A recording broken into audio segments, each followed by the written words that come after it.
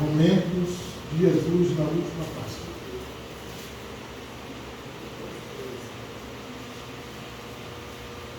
Diz assim a palavra do Senhor: foram, pois, e acharam tudo como lhe disseram, e prepararam a Páscoa. E chegando a hora, pôs-se Jesus à mesa, e com ele os apóstolos, e disse-lhes: tenho desejado ardentemente comer convosco esta Páscoa, antes da minha paixão. Pois vos digo que não a comerei, mas até que ela se cumpra no reino de Deus. Então, havendo recebido um cálice, e tendo dado graças, disse: tomai-o e reparti-o entre vós, porque vos digo que desde agora não mais beberei do fruto da videira, até que venha o reino de Deus. E tomando o pão, e havendo dado graças, partiu e deu-lhe, dizendo: isto é o meu corpo, que é dado por vós. Fazei isso em memória de mim. Semelhantemente, depois da ceia, ele tomou o cálice, dizendo: este cálice é um novo pacto em meu sangue, que é derramado por vós. Só até aqui. Queridos, geralmente nesse tempo, todo ano, a gente vem esclarecendo sobre a ceia e também sobre a Páscoa, o verdadeiro sentido da Páscoa, o que é a Páscoa verdadeiramente. Esse ano não é diferente, a gente vai continuar falando a respeito da Páscoa, trazendo um pouco mais de esclarecimento. Hoje está mais para uma exposição, um estudo do que propriamente dito uma mensagem diretamente, apesar de que faremos a aplicação no final. Mas, quando nós falamos da Páscoa, da última ceia de Jesus, a gente fala de um dos momentos mais importantes da história, né, que aconteceu. A última Páscoa do Senhor Jesus. Por que é um dos momentos mais importantes da história? Porque é um momento de transição histórica. O mundo inteiro seria transformado a partir daquele momento. O mundo não ia ser mais o mesmo depois daquele momento. A aliança que Deus fez com o povo de Israel iria se cumprir, né? A aliança antiga iria se cumprir e a nova aliança iria ser estabelecida ali naquele momento. Agora, a nova aliança não era mais somente para o povo judeu, mas a nova aliança era para toda a humanidade. Por isso que em Gênesis, no capítulo 12, no final do verso 3, o Senhor disse para Abraão: em ti serão benditas todas as famílias da terra. Era o momento no qual se abria para todas as famílias da terra. Apesar de que no Velho Testamento as pessoas eram salvas pela espera do Salvador, pela espera do Cristo. As pessoas eram salvas dessa forma. E aqueles que se colocavam em condição de espera do Cristo, esses eram salvos, que acreditavam, que criam que o Cristo viria, né? A partir de então, mudou. Agora a gente é salvo pela fé. A gente olha para trás. Antes ele olhava para frente, agora nós olhamos para trás, né? E Jesus estabeleceria assim a nova aliança. Os momentos desse evento, né, foram marcantes e é importante que nós possamos entender um pouco mais de clareza, né, o desenrolar desse momento, desse evento que aconteceu, que foi a última ceia do Senhor, e nós vamos entender os momentos dessa última ceia. O primeiro momento que nós vamos entender foi a própria preparação da Páscoa. Está lá no verso 13, que diz assim: foram, pois, e achando tudo como lhes dissera, prepararam a Páscoa. Isso aqui João e Pedro, que foram incumbidos de preparar a Páscoa, né? Eles cumpriram certinho o que o Senhor havia lhe dito. Foi exatamente como a onisciência do Senhor Jesus dissera para eles, né? Os discípulos encontraram tudo e puderam preparar comida para a ceia pascal. Naquele tempo, haviam lugares que eram alugados para que as pessoas que vinham de fora celebrassem a ceia, porque Jerusalém era uma cidade apenas.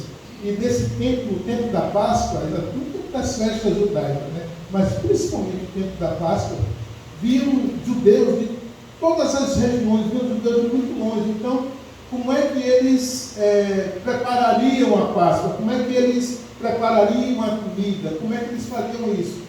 Se eles não tinham residência, se eles não tinham casa, muitos deles não tinham nem parente ali em Jerusalém. Então, o que é que acontecia muito? Eles, o povo de Jerusalém, alugavam suas casas, alugavam uma sala para uma família, outra sala para outra família. Sempre tinham esses espaços dispostos para quem quisesse alugar. E ali os judeus compravam ou traziam os carneiro, cordeiro, né, no caso, sem mácula nenhuma, sem mancha nenhuma, né, e ali eles levavam para o templo, e no templo o cordeiro era imolado, o sangue era colhido ali pelos sacerdotes e jogado, despejado, aspergido no altar de sacrifício. E o cordeiro em si, a carne do cordeiro, voltava com o representante da família, ia para o cenáculo ou para aqueles lugares que eles alugavam, e ali assavam o cordeiro e comiam ali de acordo com as regras da Páscoa, né? Então, as pessoas vinham de toda parte e alugavam essas salas e celebravam as suas Páscoas. E possivelmente, não, isso não tem na Bíblia, mas historicamente e possivelmente o Senhor Jesus, de uma forma secreta, contratou aquele lugar, aquele cenáculo, para que fosse feita a última Páscoa, né? Na identificação do local pelos apóstolos, aí se deu pela onisciência do Senhor. Ele mandou que João e Pedro fossem, que encontrar um homem com um cântaro, né? E não foi difícil para João e Pedro encontrar, porque geralmente homens não carregam cântaro, não carregavam cântaro. Quem carregava eram as mulheres. Era difícil, era uma coisa muito rara um homem estar carregando um cântaro, e aquele homem estava. Foi fácil para João e Pedro identificarem esse homem, e lá eles prepararam tudo, né? Bem, os apóstolos, eles compraram o cordeiro, né? De forma que se enquadrava nas condições da lei daquele tempo. Levaram para o sacrifício no templo, como eu falei anteriormente. Ali fizeram o sacrifício e fizeram esse sacrifício na quinta-feira. Mas aí alguém pode dizer, mas tem alguma coisa errada, porque o sacrifício na quinta-feira não era na sexta-feira o sacrifício? Bem, existia no povo judeu duas formas de contar o calendário. Os escribas e os saduceus, eles contavam o calendário de 6 da tarde até a outra às 6 da tarde. Por exemplo, o sábado deles começava desde a sexta-feira, 6 da tarde, e terminava no sábado, 6 da tarde. É como os adventistas guardam no sábado, no dia de hoje, né? Eles, lá em Salvador, quando eu morava lá em Salvador, eu saí de noite para comprar um remédio e tal, e fui procurar uma farmácia, a farmácia Santana, que lá tem muitas dessa farmácia Santana. E chegando lá, a farmácia estava fechada, porque era 7 da noite da sexta-feira, porque os adventistas só trabalham até 6, e o dono dessa farmácia era adventista, e a gente não pôde comprar um remédio lá nesse dia. Então, existiam esses que contavam o calendário dessa forma, de 6 da tarde a 6 da tarde do outro dia. Mas existia uma outra parte dos judeus que contavam os calendários das 6 da manhã até as 6 da manhã do outro dia. Então, o que estava acontecendo? Para satisfazer os dois grupos, tinha o sacrifício da quinta e tinha o sacrifício da sexta, né? Então, no caso de Jesus, o sacrifício foi na quinta-feira, depois das 6 da tarde, né? Foi feito o sacrifício, tá? E aí se preparou toda a ceia e eles começaram aquele momento. Os pães, os discípulos também providenciaram pães asmos. Pães asmos eram pães sem fermento, que representava a saída apressada do povo do Egito, né? As ervas amargas também eram comidas. Uma das ervas amargas que a gente conhece hoje é a salsa. Eles usavam a salsa como erva amarga, né, naquele tempo, né? Que significava o sofrimento que eles passaram no Egito. E um molho vermelho, que significava, era chamado de charosh, que era para lembrar os tijolos do Egito, a carga que os egípcios carregavam. Jesus, ele era judeu e ele havia de cumprir a lei, ele tinha que cumprir a lei, né? Tudo teria que acontecer segundo os rituais judaicos estabelecidos pela lei judaica, né? A Páscoa, para os judeus, tinha alguns significados importantes, né? Primeiro, a Páscoa para os judeus significava o livramento da morte dos primogênitos do Egito, né? Quando ali, antes deles saírem do Egito, o anjo da morte foi em direção ao Egito, e lá, quando ele encontrava uma casa com os umbrais da porta, com o sangue do cordeiro aspergido na porta, ele passava por cima. Por isso que há esse nome Páscoa, que quer dizer o fechar, e o fechar significa passar por cima. Ele passava por cima, ele não entrava na casa que tinha os umbrais da porta pintados de sangue. Mas aqueles que ele não encontrava, ele entrava, e não só matava o filho primogênito, como também o gado e todos os animais, né? Também significava para os judeus o início do êxodo, né? Quando o povo deixava para trás um tempo de escravidão, sofrimento e dor. Eles saem do Egito em bloco, em massa, saem de uma vez total do Egito.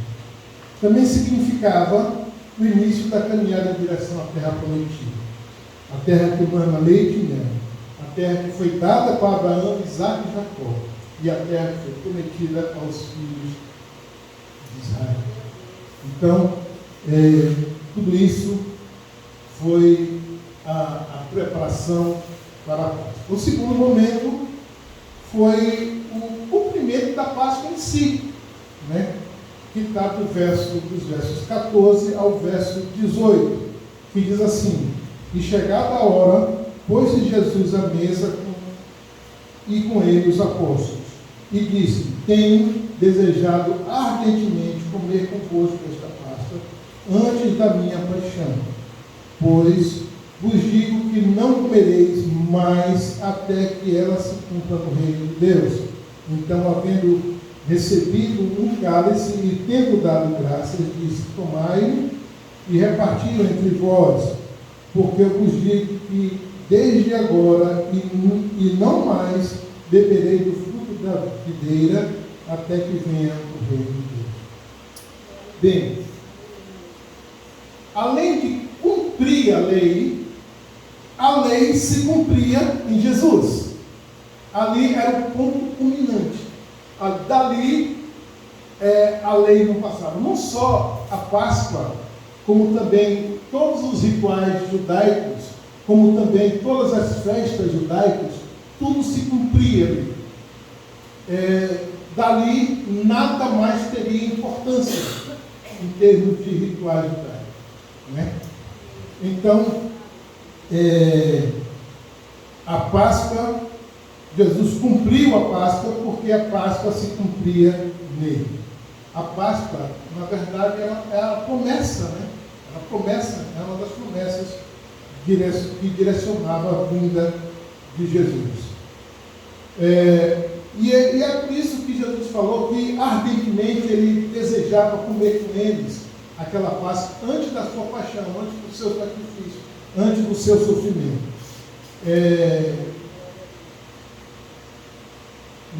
Pois já não celebraria outras ceias festivas com ele, até que fosse alcançada a consumação do reino de Deus. Depois,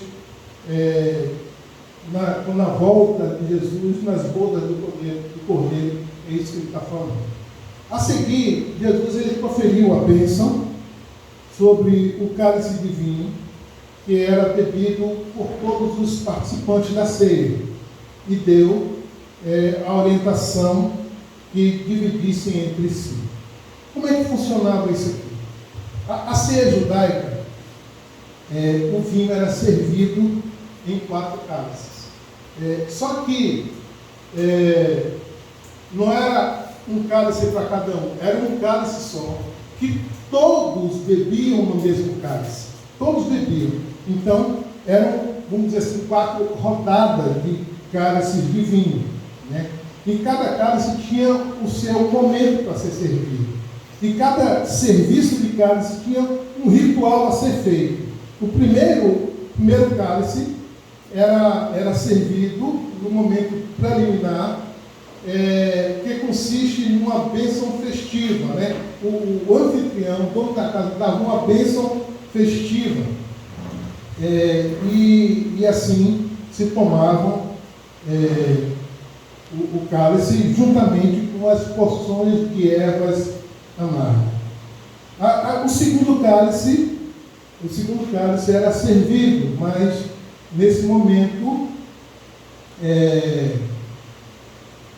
a segunda parte incluía uma recitação da narrativa da Páscoa, juntamente com o salmo conhecido como Helel, que é o Salmo 113, né? É um salmo de louvor. Então, o anfitrião contava para todos aqueles que estavam à mesa a história da Páscoa. Então, era colocado principalmente para os filhos, e assim, os filhos tinham a condição de perguntar, né? E perguntava para os pais. Geralmente eram perguntas que eram repetitivas, e era a mesma pergunta e tal, e os filhos perguntavam para os pais, e os pais contavam toda a história da Páscoa, né? Do livramento dos judeus, tá? E ali eles tomavam o segundo cálice. A terceira parte era quando era servido, o terceiro cálice era quando é servido o prato principal, que era, no caso, o cordeiro. E o cordeiro tem que ser comido todo. Por isso que, na época do Êxodo, se uma família não desse conta de comer o cordeiro inteiro, tinha que juntar com outras para poder comer o cordeiro. Mas o cordeiro tinha que ser comido todo, né? E aí serve-se o terceiro cálice de vinho, que é o cálice da bênção. E esse cálice passava em todos, né? Todos bebiam do mesmo cálice. E E a quarta parte, o quarto cálice, a Páscoa chega ao clímax, né? Para um grande louvor, que era com o Salmo 114 e o Salmo 118, né? E aí era servido o quarto cálice divino. Bem, agora o que aconteceu com o Senhor foi que quando ele estabeleceu a aliança, quando ele fez aquele ritual da nova aliança, foi exatamente no quarto cálice. Bom, agora a última Páscoa judaica, requerida por Deus, se realizava. Não precisava mais, acabou. Né? Ali foi a última Páscoa requerida por Deus que os judeus celebrassem. E foi a última Páscoa que Jesus celebrou. Não precisava mais agora matança de animais, nenhum animal precisava mais morrer. E o verdadeiro cordeiro haveria de ser imolado dentro do povo, né? O seu sangue derramado, não mais para a libertação dos judeus, mas agora para a libertação de toda a humanidade. Toda a humanidade agora havia a condição de ser libertado do pecado, porque o Cordeiro de Deus que tira o pecado do mundo, esse haveria de ser imolado em breve. O terceiro momento agora é a instituição da ceia, né? São os versos 19 e 20. E diz assim: tomando pão e havendo dado graças, o partiu e deu, dizendo: isso é o meu corpo que é dado por vós, fazer isso em memória de mim. Semelhantemente, depois da ceia, tomou o cálice, dizendo: este cálice é o novo pacto em meu sangue, que é derramado por vós. Bem, a velha aliança se cumpre em Jesus. Tudo que pertencia à velha aliança agora perde a necessidade. Todos os rituais, todas as festas, nada agora tem mais sentido. A ceia, propriamente dita, estava chegando ao fim. A Páscoa chegara ao fim. O Senhor cumprira as obrigações e as responsabilidades da antiga lei e do seu culto. Observou o sacramento do Antigo Testamento pela última vez. Agora, porém, Jesus institui a ceia, a nova ceia. E essa ceia, ela é proveniente do fruto do seu sofrimento. Jesus ali haveria de sofrer para nos proporcionar esse novo momento. Enquanto ainda eles estavam à mesa, o Senhor, ele tomou o pão que sobrava. Não foi o pão inicial, porque o pão inicial eles já haviam comido com o cordeiro. Havia passado o tempo de comer com o cordeiro. Então ele pega um pão, um dos pães que sobraram, né? E consagrou com oração de agradecimento, partiu esse pão e deu com essas palavras: isto é o meu corpo que é dado por vós. Fazer isso em memória de mim. Há muita confusão quando se fala, se interpreta isso aqui, que Jesus falou que isso é o meu corpo. Os católicos romanos, por exemplo, eles dizem que naquela hora da hóstia e tal, aquilo ali, que quando a gente consome essa hóstia, lá dentro de nós se transforma no corpo e no sangue de Jesus. E não existe isso. Não é errado, não é correto isso. Por quê? Porque quando Jesus disse, pronunciou: isso é o meu corpo que é dado por vós, o corpo dele estava ali. O corpo dele não estava no pedaço de pão. E ele também, não, morde aqui, tira um pedaço de mim aqui. Não fez isso. O sangue dele não saiu derramando ali porque alguém mordeu. Então, isso não tem sentido. É chamado da transubstanciação. Não houve mudança de substância. Né? O pão que Jesus deu aos discípulos continua sendo pão, né? E o vinho continua sendo vinho lá no estômago, que foi digerido naturalmente. Tá? Agora, aquele pão era um símbolo da sua carne. Como hoje como hoje nós celebramos. A Páscoa hoje, ela não precisa mais ser celebrada como era antigamente no Velho Testamento, ou como se celebram hoje também por aí. Que Sexta-feira Santa. Não, Deus não quer uma Sexta-feira Santa. Deus quer uma vida santa toda sexta-feira. É isso que Deus quer de nós. Entendeu? Então, assim, a Semana Santa, não pode comer peixe, ou não pode comer carne, tem que comer peixe, tem que não sei o quê, não sei o quê. Deus não quer uma Semana Santa. Deus quer você santo todas as semanas. É isso que Deus requer de nós. Né? E assim, e não é o que você come que vai fazer a diferença. Porque tem que comer peixe. Não tem que comer peixe. Não é carne do mesmo jeito? Não é um animal do mesmo jeito? Não tem sentido. Só porque muda a cor da carne, não tem sentido determinadas coisas. Né?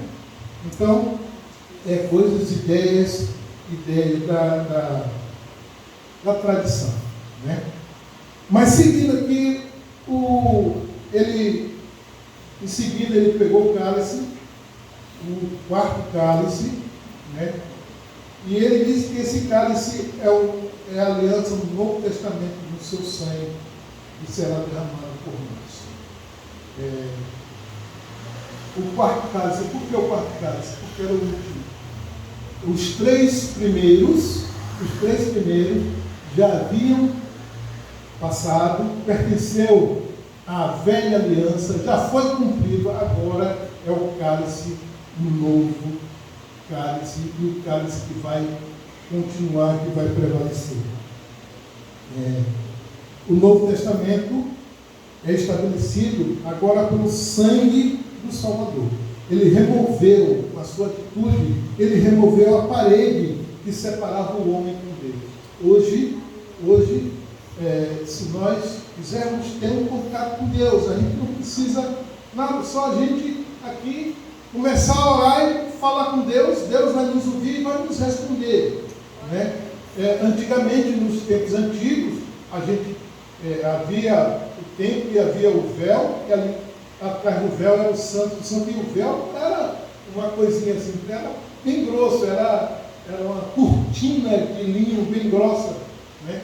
E ali ninguém passava, só quem podia passar era o sacerdote. Você tinha que confessar os seus pecados para o sacerdote que levava os seus pecados para o santo do santo, para Deus, para ser perdoados lá com Deus. Hoje a gente não precisa mais disso. Hoje basta nós nos voltarmos para Deus. Se nós entregamos a nossa vida para Cristo, se nós temos Cristo, temos Jesus na nossa vida, basta-nos simplesmente virar para Ele e pedir perdão do pecado, e Ele já está automaticamente nos perdoando.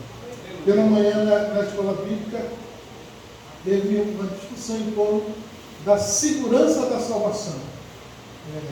Eu estava só observando. Né? Uma vez salvos, meus queridos, é salvo para sempre.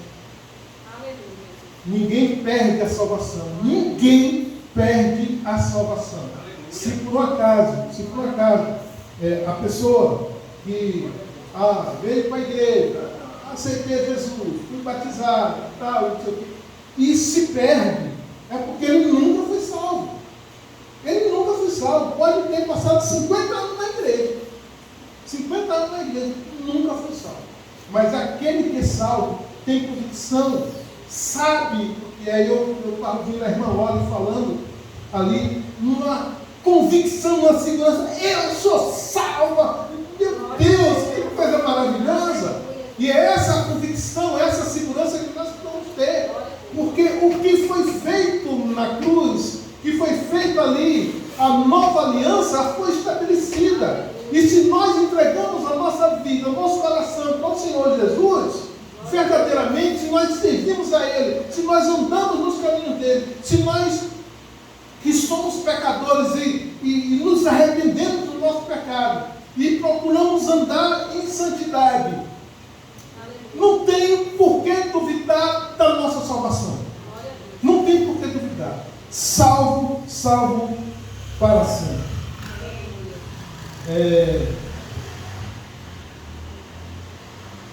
O Senhor, Ele removeu, queridos, a parede que separava nós de Deus. Foi removido. Agora nós temos acesso direto ao Senhor. Os benefícios da sua expiação agora estão disponíveis para aqueles que creem, aqueles que querem. Eu quero crer, eu quero ser salvo. Então está diante de você. Só é você entregar a tua vida a Cristo. Só isso. Só isso e mais nada. Não há dificuldade. Não há rituais a ser feitos. Não há nada que impeça que você seja salvo. Nós, os cristãos, entendemos que a Páscoa judaica hoje não tem mais sentido. Existem igrejas cristãs que ainda comemoram a Páscoa, comemoram tabernáculo, comemoram Pentecostes. Não tem mais sentido essas comemorações. Tudo isso apontava para o Senhor, como Paulo disse, que isso era um espelho, era uma imagem, era sombra. Isso era a sombra de Cristo. E se cumpriu nele. O tabernáculo significa Jesus. Tudo apontava para o Senhor Jesus, e nele tudo se encerrou. Não tem mais sentido nenhuma festa judaica. Não tem mais sentido nenhuma festa antiga do Velho Testamento. Não tem mais nada, tudo isso não tem mais sentido. Tudo é novo, né? Nós entendemos que agora a ceia do Senhor é o que foi instituído para comemorarmos a morte do Cordeiro de Deus que tira o pecado do mundo. É pela ceia, é pela ministração da ceia. É por isso que o Senhor Jesus pediu que nós celebrássemos a ceia até que Ele voltasse. João Calvino, quando estavam instituindo as bases da igreja reformada, João Calvino queria que a celebração da ceia fosse toda semana, né? Tem igrejas que celebram toda semana, e não tem mal nenhum nisso. Nós temos por hábito, por costume, celebrar mensalmente. Tem igrejas que celebram anualmente, tem igrejas que celebram a cada 6 meses. Isso não diferencia, mas o importante é que nós lembremos, que a gente mantenha vivo na nossa lembrança, no nosso coração, o preço que foi pago pela nossa liberdade, pela nossa libertação. O preço que foi pago pela nossa salvação. Isso está vívido dentro do nosso coração, dentro da nossa mente, o tempo todo latente na nossa mente, para que a gente nunca mais esqueça. Todas as vezes que nós celebramos a ceia, nós celebramos o sacrifício de Cristo por nós. O pão da ceia, ele continua sendo pão. Porque hoje a gente simboliza, porque a carne do Cordeiro foi imolada, foi dada lá atrás. Então hoje o pão é apenas símbolo dessa carne. O Senhor, Ele pede, por isso que a única coisa, eu sempre falo isso aqui no canal, que a gente pode celebrar a ceia, que foi a única coisa que o Senhor pediu que nós nos lembrássemos da sua morte, né? Lembrássemos da sua morte, e celebrássemos a sua morte, fizéssemos essa celebração, que a gente comemorar, porque comemorar não quer dizer você fazer festa, é você comer e beber em relação a algo. Ou seja, uma festa de aniversário, a gente comemora o aniversário. Como é que a gente comemora? A gente come e bebe em torno do aniversário. E o Senhor pediu que nós comêssemos e bebêssemos em torno da sua morte, para que isso ficasse claro para nós. O Senhor pede que nós celebremos em memória dele. E Ele pede que nós lembremos do seu sacrifício, que um dia Ele foi imolado por nós e que um dia Ele foi na cruz por nós. Para finalizar, para concluir, o sacrifício do Senhor, ele tem alguns significados. Vocês se lembram que eu disse lá no início que a Páscoa dos judeus tinha alguns significados. Agora, a celebração do sacrifício, o sacrifício do Senhor, ele também tem alguns significados. E agora, esses significados são para nós. Primeiro, significa o livramento da morte eterna e do inferno. Uma vez salvo, nós somos salvos da morte eterna. Só por Jesus nós conseguimos entrar nos céus. Só por Ele. O Senhor diz assim: eu sou o caminho, a verdade e a vida. Ninguém chega ao Pai se não for por mim. Ninguém chega a Deus se não passar por Jesus. Você pode crer em Buda, em Maomé, em Maria, em João, em Pedro. Você pode crer em que você quiser. A crença é sua. Você pode ter a crença que você quiser. Porém, essa sua crença não vai te levar a Deus de forma nenhuma. Porque Buda, Maomé, Maria, Antônio, João, todos esses foram seres humanos que viveram aqui, morreram. E o morto não faz nada por ninguém, não tem como fazer nada por ninguém. Morto é morto. O único que ressuscitou e que está vivo é Jesus. Então só Ele pode fazer. E só Ele é o Filho de Deus. E só Ele é Deus. Só Ele tem a condição de salvar. Só Ele tem a condição de salvação. Então, não tem como a gente chegar a Deus se não for por Jesus. Não tem como. Então, o Senhor, Ele deixa como significado, um dos significados do seu sacrifício, da sua morte,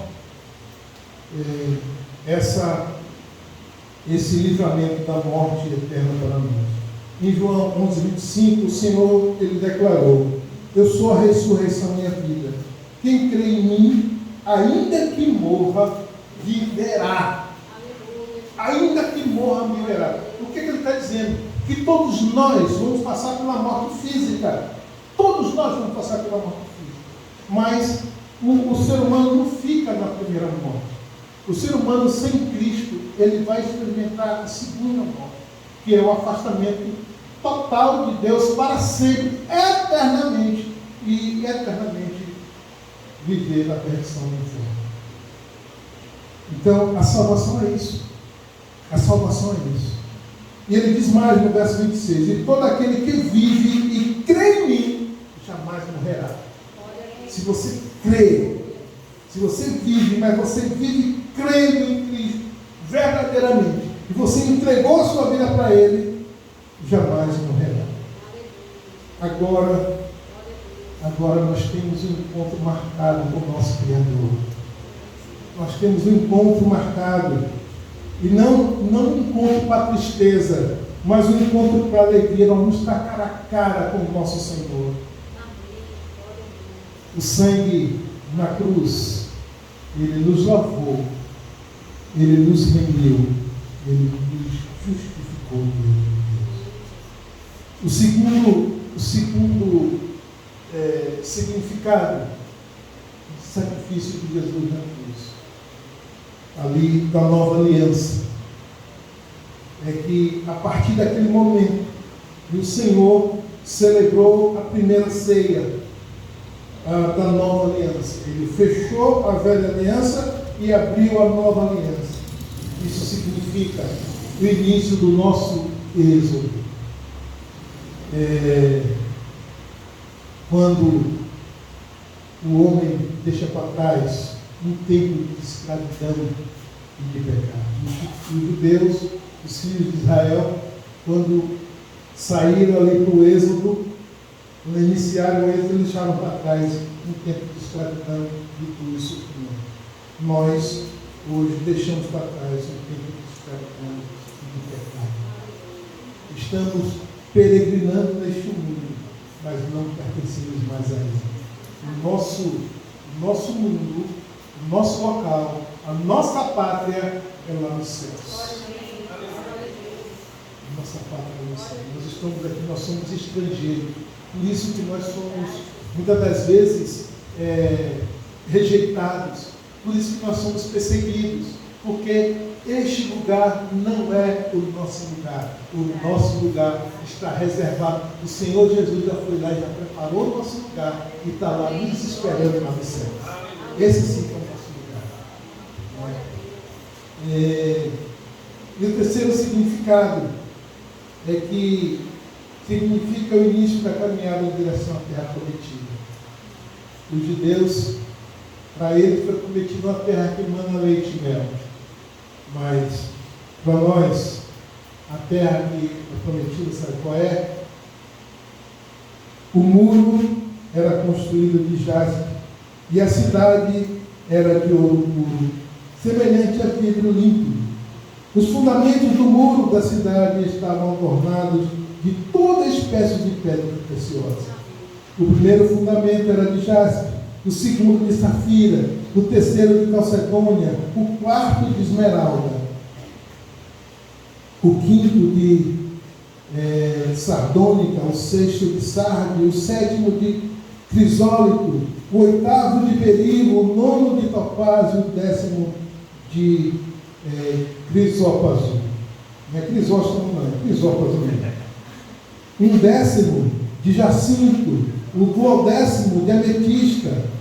As 12 portas eram 12 pérolas. Cada uma dessas portas era uma só pérola. E a praça da cidade era de ouro puro, transparente como vidro. Nela não vi santuário, porque o seu santuário é o Senhor Deus Todo-Poderoso e o Cordeiro. Essa é a cidade, é a terra prometida para nós. E é lá que nós vamos viver eternamente. E tudo isso porque o Senhor Jesus fechou a velha aliança e abriu a nova aliança, um novo pacto, e entregou-se em sacrifício para que esse pacto fosse cumprido. O sangue foi derramado para que nós tivéssemos a possibilidade de entrar nesse pacto e viver esse novo tempo que o Senhor nos dá. Que Deus aplique o cumprimento dessa palavra no nosso coração. Vamos lá. Querido Deus, entendemos, ó Deus, que o teu sacrifício, o teu grande sacrifício por nós, ó Deus, nos deu a possibilidade de hoje estarmos aqui, nos deu a condição de podermos nos reunir como igreja do Senhor e poder louvar e agradecer o teu nome. Nos deu a possibilidade de, como irmãos, vivermos unidos em torno do teu nome. Nos deu a possibilidade, Deus, de ser um só povo, teu povo aqui neste lugar. Muito obrigado, Deus, por tudo que o Senhor fez por nós. Se não fosse o teu sacrifício, Senhor, não sei o que seria de nós. Estávamos perdidos, condenados, completamente condenados ao inferno. Mas o Senhor nos salvou, o Senhor nos livrou, o Senhor tem cuidado de nós, o Senhor tem estado conosco em todo o tempo, tem nos sustentado e, acima de tudo, o Senhor tem nos amado de maneira incondicional. Muito obrigado, Deus, pela tua presença no nosso meio. Muito obrigado, Deus, pela tua salvação. Muito obrigado, Deus, pelo teu Espírito Santo que mora em nós. Muito obrigado, Deus. Tudo isso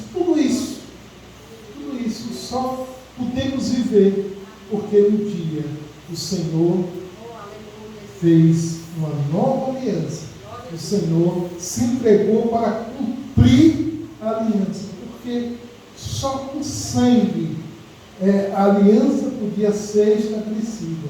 E o sangue do justo, o sangue daquele que nunca pecou, que foi o Senhor, Deus que se fez homem para se entregar em sacrifício por nós. Muito obrigado. Nós não temos palavras para te agradecer por tamanha salvação, por tamanhos benefícios, por tamanho amor, por tamanha querência que o Senhor tem por nós. Muito obrigado, Deus. Abençoa a tua igreja. Abençoa a tua igreja e faz a tua igreja prosperar cada dia. Faz a tua igreja crescer. Faz a tua igreja entender tudo aquilo que é ensinado, que é falado, que é colocado na tua igreja como direção. Fica conosco, Deus. Nós oramos agradecidos por tudo, em nome de Jesus. Amém. Esse